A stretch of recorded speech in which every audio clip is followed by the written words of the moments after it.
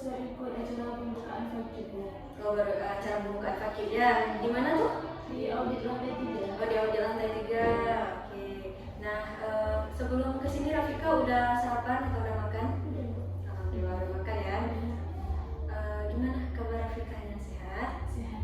Alhamdulillah sehat. Rafika, di sini Rafika masih ingat nggak pernah mengisi instrumen DCM beberapa waktu lalu? Masih. Masih ya. Nah, dari hasilnya ada beberapa hal yang menunjukkan bahwa Rafika ini sedang merasakan bingung nih terkait pemilihan karirnya Rafika. Nah, jadi di sini Rafika di ruangan ini kita akan ngobrol santai aja nih, biar ibu bisa lebih paham situasi yang sedang Rafika alami, dan kita bisa cari bersama-sama nih arah karir yang cocok untuk Rafika itu apa. Nah, gimana Rafika nyaman duduk ini? Kita siap? Rafika, sebelum kita memulai pada sesi konseling kedua kita hari ini, sini Rafika diberikan kebebasan untuk menceritakan apapun yang ingin Rafika ceritakan tanpa harus ada rasa takut disalahkan, dihakimi, atau cerita yang Rafika ceritakan ke ibu itu takut terbocorkan.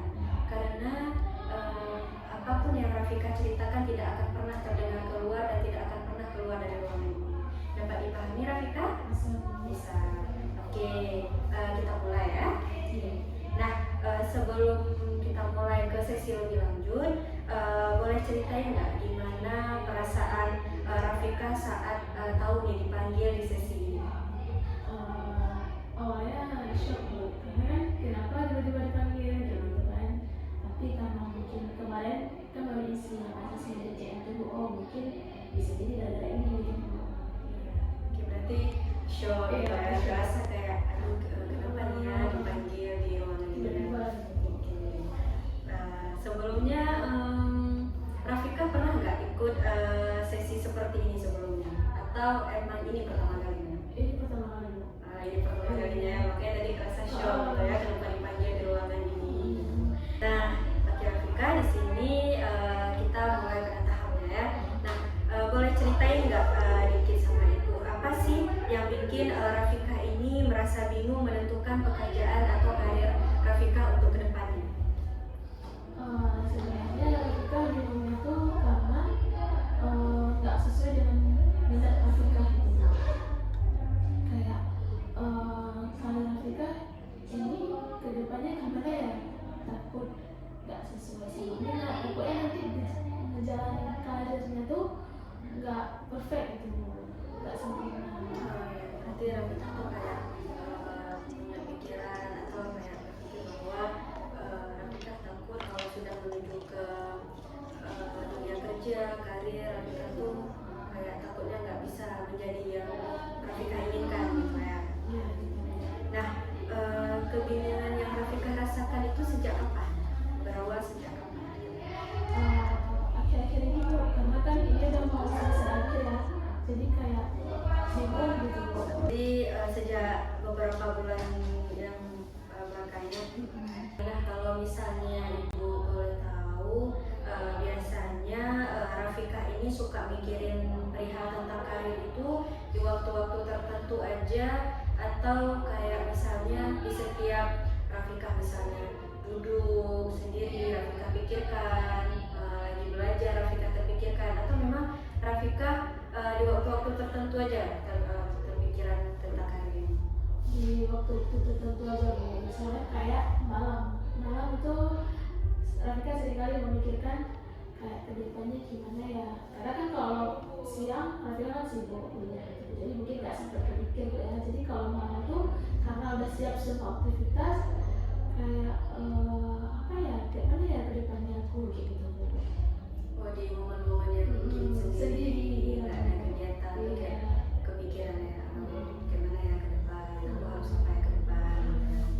Nah, kalau boleh jujur, seberapa penting menurut Rafika menentukan karir sejak sekarang? Penting banget sih bu, penting kali-kali malah, karena kan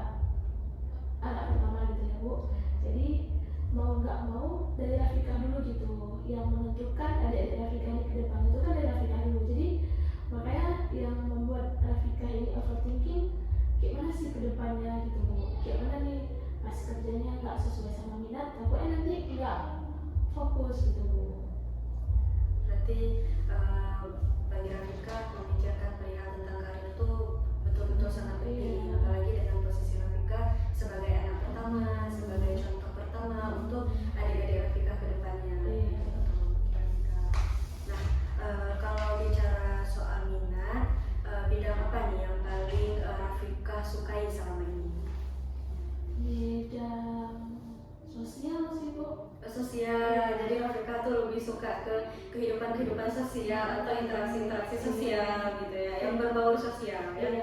Oke. Nah, menurut Rafika, kemampuan apa yang Rafika kuasai dengan baik? Kemampuan dalam bidang sosial ini. Iya. Komunikasi mungkin ya, karena Rafika tuh suka memulai pembicaraan lebih dulu gitu, kayak tanya semester berapa kayak gitu. Jadi lebih Rafika dulu yang membuka diri gitu Bu, Ya, sama orang-orang. Oke, berarti Rafika suka memulai mengajak perkenalan, memulai bicara gitu ya, memulai perkenalan. Kalau Rafika bayangin dunia kerja, apa hal, kalau misalnya seperti Rafika kan bayangin tentang hal kerja nih. Nah, apa hal pertama yang muncul dalam pikiran Rafika? Apa itu tantangan, peluang, dan kekhawatiran tuh apa yang muncul? Kayak misalnya nih contoh, kan Rafika terkadang di malam hari berpikir bahwa bagaimana ya ke depan gitu, bagaimana di dunia karir tentang ini ke depan gitu kan. Nah, apakah yang pertama kali muncul dalam pikiran Rafika ini tentang tantangankah, peluangkah, atau kekhawatiran gitu? Tentang apa yang pertama kali timbul di pikiran? Tantangan sih Bu, karena Rafika jurusannya guru bukan, sekarang jurusan guru tuh kan udah banyak kali gitu. Jadi Rafika pikir nanti ini gimana ya, maksudnya kalau kedepannya guru makin rame kan jadinya kayak tantangan, peluang juga termasuk Bu, makin dikit gitu. Gimana nih ke depan, itu sih yang paling sering muncul di pikiran Rafika Bu. Berarti tantangan Rafika ini adalah pada peluang ya, karena Rafika berpikir bahwa dengan sekarang perlu peluang pekerjaan, apalagi di bidang keguruan yang mungkin udah lumayan banyak dan peluangnya udah mulai sedikit. Jadi Rafika berpikir bagaimana ke depannya ini gitu ya. Nah, dari semua hal yang udah Rafika ceritain, menurut Rafika bidang kerja seperti apa nih yang paling bisa bikin Rafika ini berkembang? Di bidang apa? Mungkin di bidang sosial tadi Bu, kayak Rafika guru kan. Jadi kan apalagi jurusan Rafika kan di bidang konseling ya.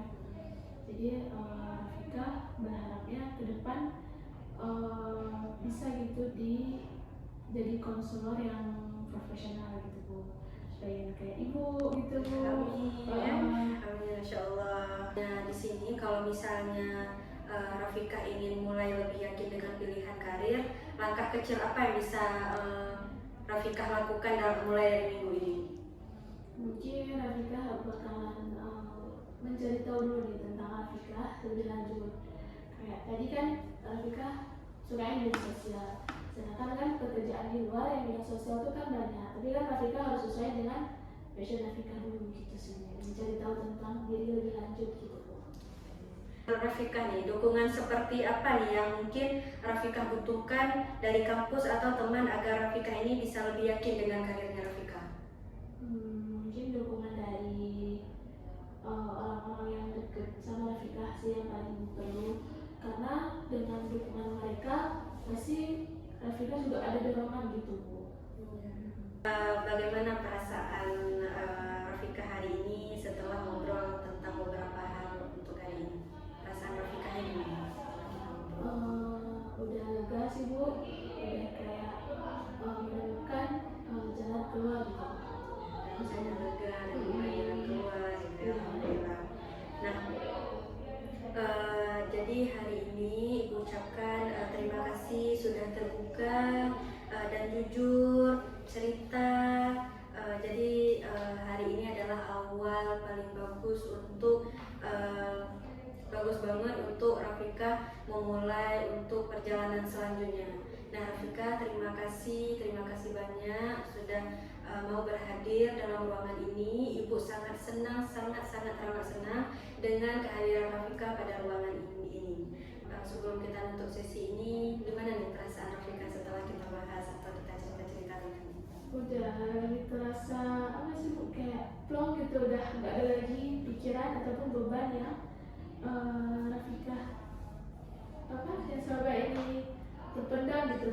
ya, jadi ya lega itu. Ya, Masya Allah. Makasih banyak Rafika. Jadi itu untuk pertemuan kita hari ini. Semoga ke depan kita bisa bertemu di lain waktu lagi. Mengucapkan terima kasih. Ibu tutup. Silakan boleh Pak Rafika ada kegiatan lain. Makasih banyak ya Rafika. Bismillahirrahmanirrahim. Assalamualaikum warahmatullahi wabarakatuh. Waalaikumsalam warahmatullahi wabarakatuh. Apa kabar anak-anak ibu semuanya? Baik, Ibu. Baik. Ada yang kurang sehat? Sehat semua ya. Nah, udah makan belum sebelum kesini? Udah semua? Oke. Nah, sebelum kalian kesini tadi kalian ada kegiatan apa aja nih? Coba dari sini dulu. Sebelum di sini tadi ada kegiatan pembukaan vaksin. Bukan pagi. Ini Saya ini buka stand. gimana itu? Bagus sekali ini. Saya juga sama Bu, tugaskan. Ada acara terbu di audit ya. Bagus sekali ya kegiatan anak-anak ibu semuanya. Nah, sebelum kita mulai kegiatan kita pada hari ini, alangkah baiknya kita berdoa terlebih dahulu agar kegiatan yang kita lakukan dapat berjalan dengan lancar dan juga diridhoi oleh Allah Subhanahu wa Ta'ala. Siapa yang mau bantu ibu untuk memimpin doa? Silakan. Baik, sebelum kita mulai kegiatan kita pada hari ini, alangkah baiknya kita berdoa dulu. Berdoa dulu. Bismillahirrahmanirrahim. Rabbi shrah li sadri wa yassir li amri wahlul 'uqdatam min lisani yafqahu qawli. Terima kasih ya. Di sini ibu mengucapkan terima kasih banyak kepada anak-anak ibu semuanya karena telah meluangkan waktunya untuk hadir. Ibu sangat senang dengan kehadiran kalian di sini. Sebelumnya ibu pengen nanya nih, kalian udah pernah mengikuti konseling kelompok belum? Belum ya. Tapi kalian tahu nggak apa sih itu konseling kelompok? Nggak tahu. Nah, jadi konseling kelompok merupakan proses bantuan yang dilakukan oleh guru BK atau konselor kepada peserta didik dalam bentuk kelompok kecil, biasanya 4 sampai 10 orang, yang bertujuan untuk membantu mereka menyelesaikan masalah-masalah yang dihadapi oleh mereka, yaitu masalah pribadi, sosial, karir, maupun belajar. Paham? Oke. Nah, jadi caranya itu nanti kalian masing-masing menyampaikan permasalahan yang kalian hadapi. Tapi pada pertemuan hari ini kita menyelesaikan satu permasalahan saja, karena mengingat waktu juga ya. Jadi waktu konseling kelompok kita hari ini 40 menit. Gimana? Bisa? Sanggup? Oke. Di dalam konseling kelompok ini ada beberapa azas yang perlu kalian ketahui. Jadi yang pertama ada yang namanya azas kerahasiaan, di mana kalian di sini harus bisa merahasiakan apa yang kita ceritakan hari ini, apa yang kita sampaikan hari ini. Kalian harus bisa merahasiakan, jangan sampai orang lain tahu. Kayak kita jaga. Bisa? Terus yang kedua ada yang namanya azas keterbukaan, dimana kita saling terbuka aja satu sama lain. Kalian terbuka sama ibu, ibu juga terbuka sama kalian, dan kalian juga terbuka satu sama lain. Tidak ada yang perlu ditutup-tutupi, tidak ada yang perlu ditakuti, karena kita aja yang tahu, orang lain nggak tahu. Bisa ya? Bisa Bu. Dan yang ketiga ada yang namanya azas kesukarelaan, dimana kalian di sini datang sukarela atas keinginan sendiri atau ada paksaan dari orang lain. Sukarela, keinginan sendiri berarti ya? Tidak ada paksaan? Tidak. Oke, bagus. Nanti kita akan menyelesaikan satu permasalahan dulu, ya. Ini ibu bertugas sebagai konselor yang akan memandu jalannya kegiatan kita pada hari ini.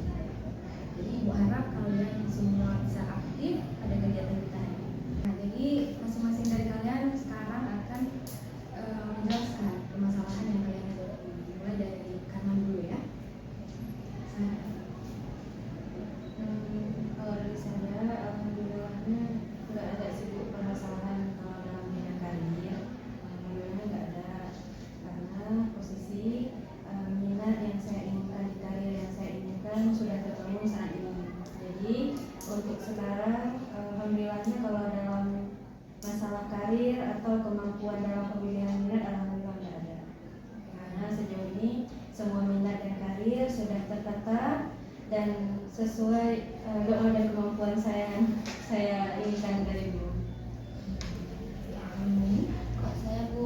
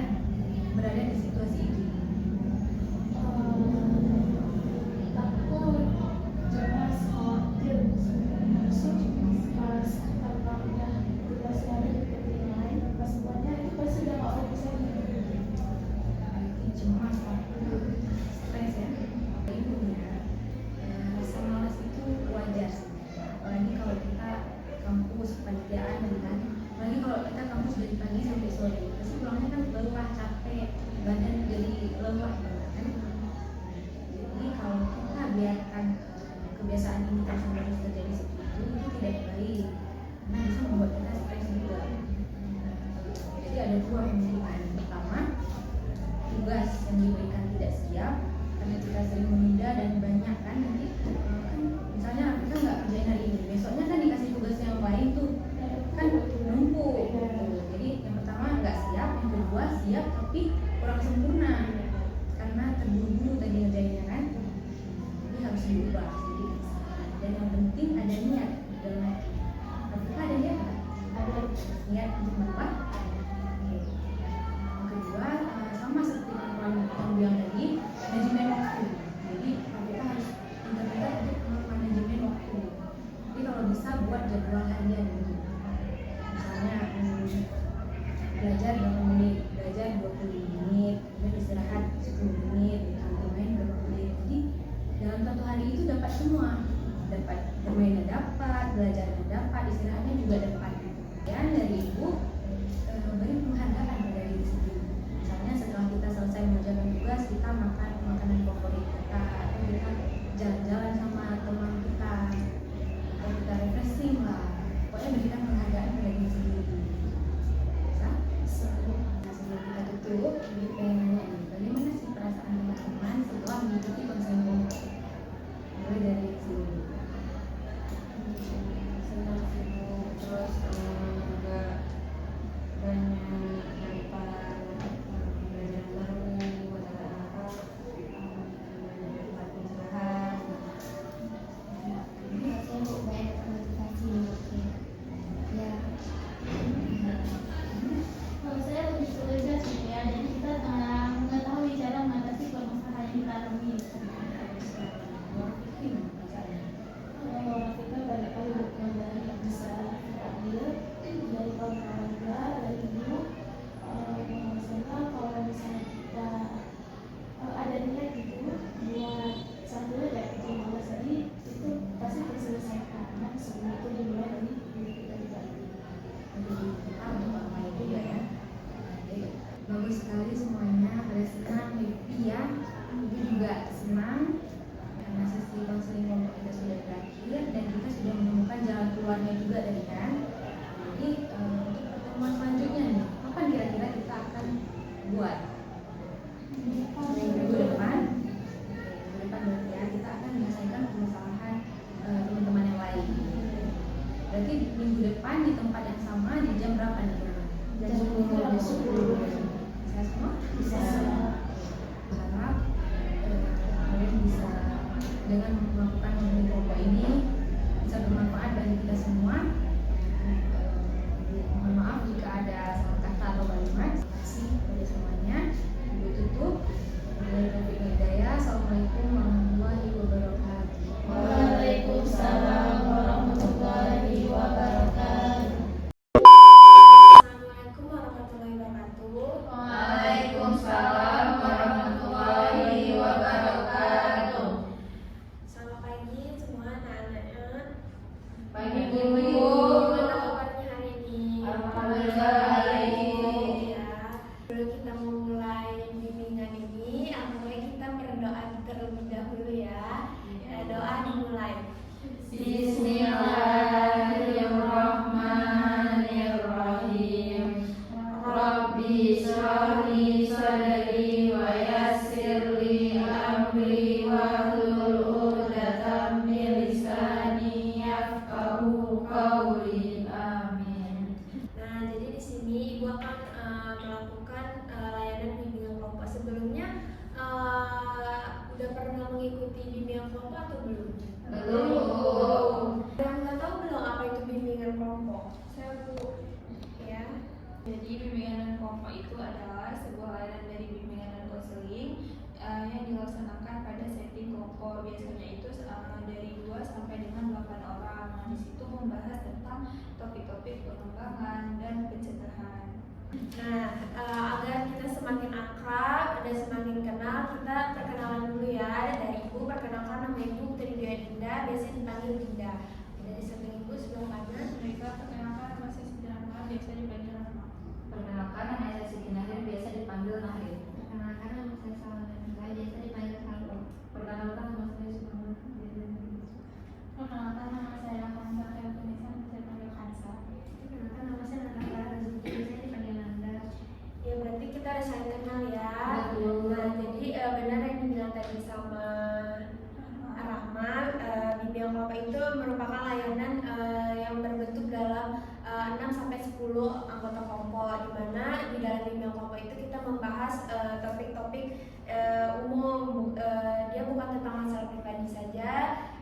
bisa juga dengan topik-topik umum. Nah, di dalam bimbingan itu kita bisa mencari solusi, saran, ataupun bertukar pendapat sesama anggota kelompok lainnya.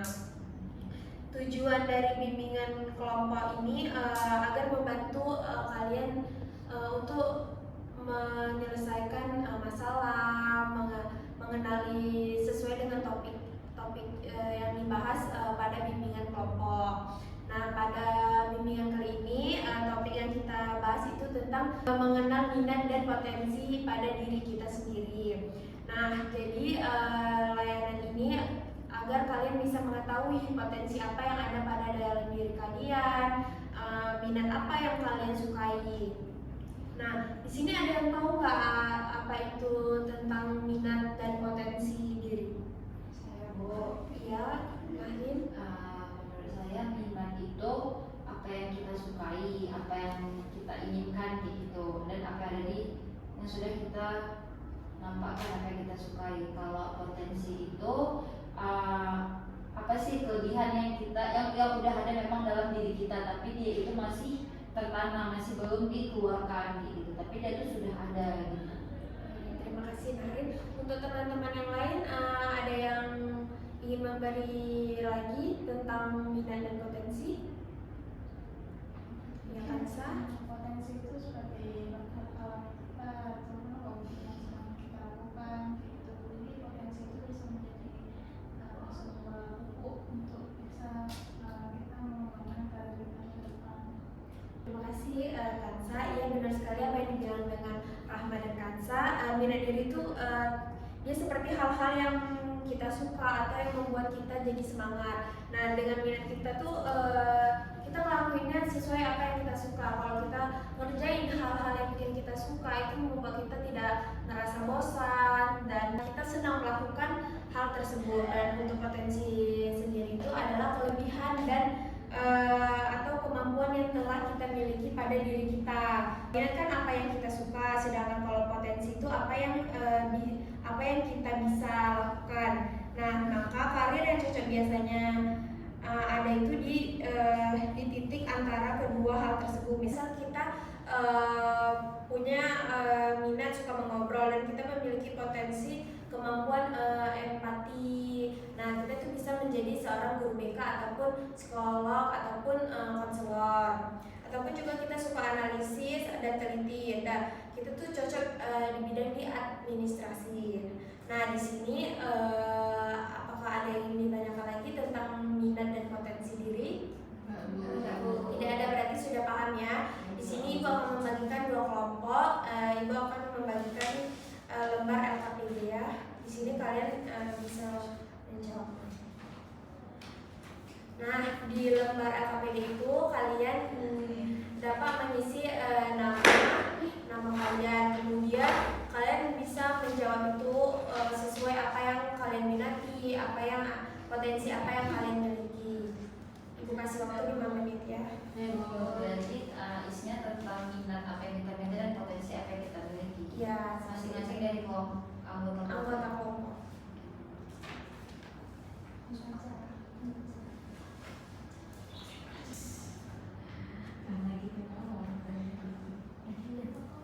Wah, sudah ada yang sudah selesai? Sudah, Bu.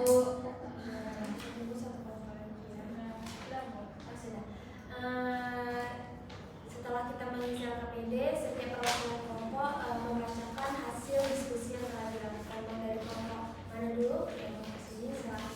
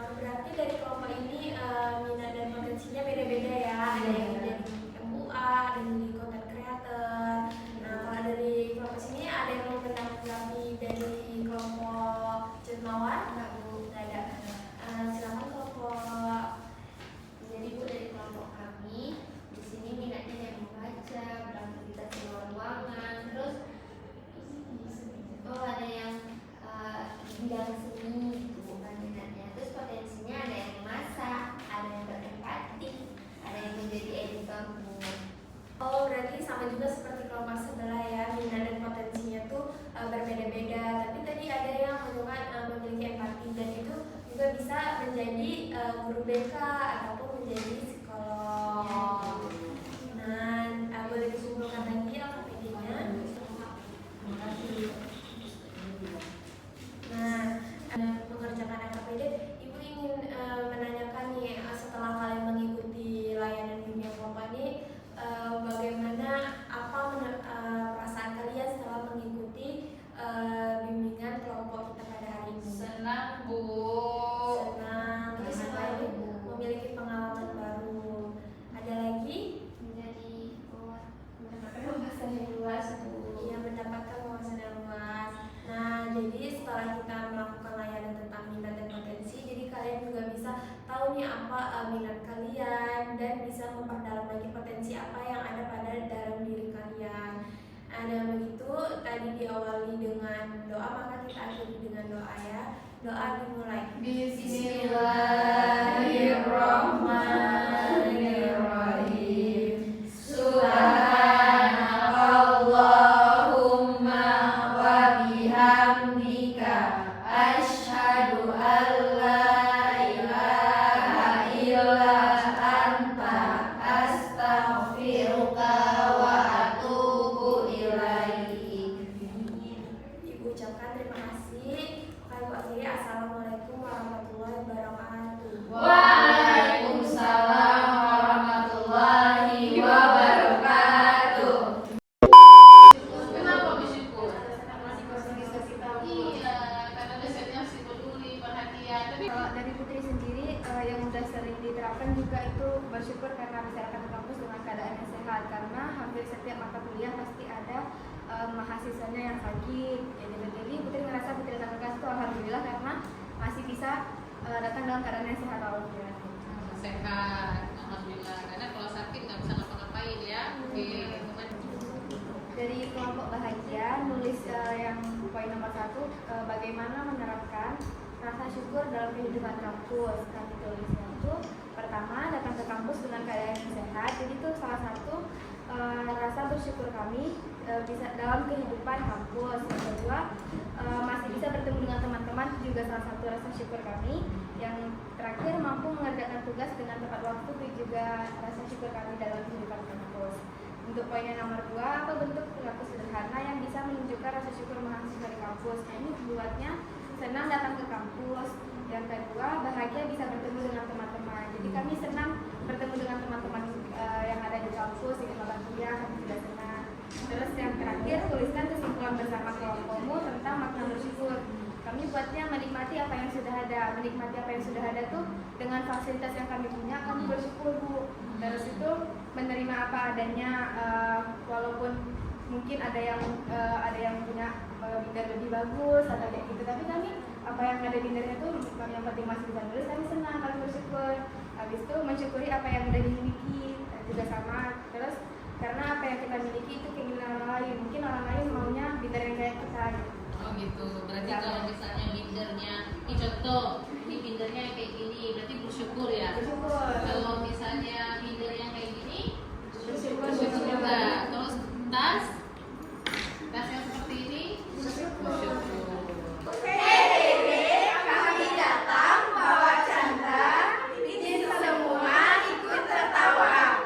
Tertawa, ceria, kelompok bahagia juaranya.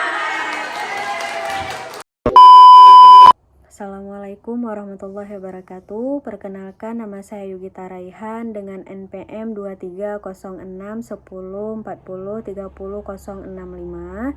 Saya dari kelompok 2 yang memegang pada bidang layanan konseling individual. Nah, perasaan saya selama melaksanakan proses konseling individual tersebut adalah merasa takut, gugup, dan apapun yang saya sudah belajar, yang sudah saya ingat, itu tiba-tiba saat saya melakukan sesi konselingnya itu lupa, bahkan ngeblank dan tidak ingat apa-apa. dan juga saya ketika tag video saya ngerasa banyak salahnya dan ketidaksempurnaannya karena faktor rasa gugup dan rasa takut, tidak percaya diri itu yang membuat saya ragu untuk ragu atas diri saya sendiri. Dari saya, wassalamualaikum warahmatullahi wabarakatuh. Assalamualaikum warahmatullahi wabarakatuh. Perkenalkan, nama saya Rahmatul Yumna dengan NPM 2306 1040 381. Jadi di sini saya mengambil layanan konseling kelompok. Nah, setelah saya membuat video konseling kelompok kemarin, saya merasa banyak pengalaman yang bermakna. Jadi pada tahap awal itu, pada awal-awalnya itu memang suasananya itu sedikit kaku, canggung gitu. Tapi setelah saya melakukan ice breaking, suasananya itu lebih menyenangkan, lebih seru gitu bagi saya ataupun konseling. Kemudian setelah melakukan ice breaking juga sudah saling terbuka satu sama lain gitu, jadi lebih akrab juga. Kemudian selama proses konseling kelompok ini berlangsung, saya belajar banyak bahwa setiap anak itu atau setiap konseling itu ternyata beda-beda. Ada yang langsung terbuka, ada juga yang butuh waktu gitu, ada yang tidak langsung terbuka dengan kita. Jadi di sini saya banyak belajar bahwa mendengarkan secara aktif, kemudian menciptakan suasana yang mendukung, yang aman, yang nyaman. Kemudian juga pastinya sabar itu juga sangat penting agar konseling kita itu percaya sama kita, agar konseling kita itu merasa didengar, dimengerti gitu. Mereka lebih nyaman juga sama kita, agar mereka itu lebih terbuka juga sama kita gitu. Kemudian perasaan saya setelah mengikuti konseling kelompok ini, jujur aja awalnya itu deg-degan, takut salah ngomong, kemudian takut suasananya itu jadi kaku gitu, jadi nggak menyenangkan gitu. Tapi karena ini baru pertama kali saya melakukan konseling kelompok, sebelumnya belum pernah. Jadi ini pertama kali saya melakukan konseling kelompok dan juga pertama kali menjadi konselor di konseling kelompok. Jadi makanya merasa deg-degan, merasa takut salah ngomong gitu, takut tidak menyenangkan saat melakukan konseling kelompok, takut konselingnya itu merasa bosan gitu. Tapi akhirnya saya merasa nyaman gitu karena konselingnya itu sudah saling terbuka satu sama lain dan juga lebih aktif gitu. Kemudian juga saya merasa lega dan juga senang karena telah menyelesaikan dari tahap awal hingga tahap akhir. Mungkin ya sekian video refleksi dari saya. Assalamualaikum warahmatullahi wabarakatuh. Assalamualaikum warahmatullahi wabarakatuh. Perkenalkan, nama saya Putri Dwi Adinda dengan NPM 2306 1040 30026. Saya dari kelompok 2. Di sini saya bertugas sebagai membuat video layanan bimbingan kelompok. Saya melakukan bimbingan kelompok di lab bimbingan dan konseling pada tanggal 24 November 2025. Nah, selama saya melakukan bimbingan kelompok, saya mungkin ada merasa sedikit gugup, namun saya bisa mengatasinya karena mungkin saya pernah melakukan bimbingan kelompok dan mungkin saya juga mengerti dan tahu tahap-tahapnya seperti apa. Namun saya tetap merasa deg-degan, grogi, tapi rasanya sangat lega setelah saya sudah melakukan layanan bimbingan kelompok dan sudah memberikan materi yang saya tentukan sesuai dengan instrumen yang telah kami bagikan.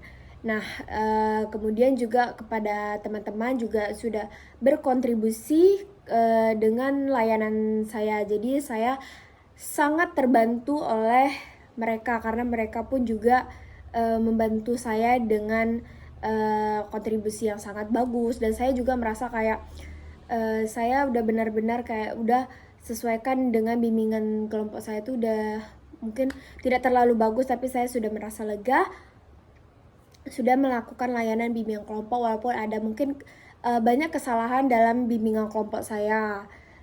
Namun saya sudah sangat lega. Sekian dari saya. Terima kasih. Assalamualaikum warahmatullahi wabarakatuh. Warahmatullahi wabarakatuh. Perkenalkan semuanya, nama saya Putri Nasirah. Saya dengan NIM 230610403097. Saya dari kelas 02 pada mata kuliah Praktikum Bimbingan Karir.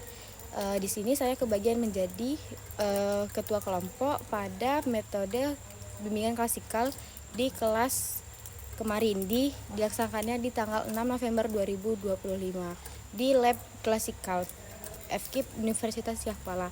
Di sini saya menjadi ketua kelompok yang dimana kemarin waktu pada saat dilakukan bimbingan klasikal dengan ibu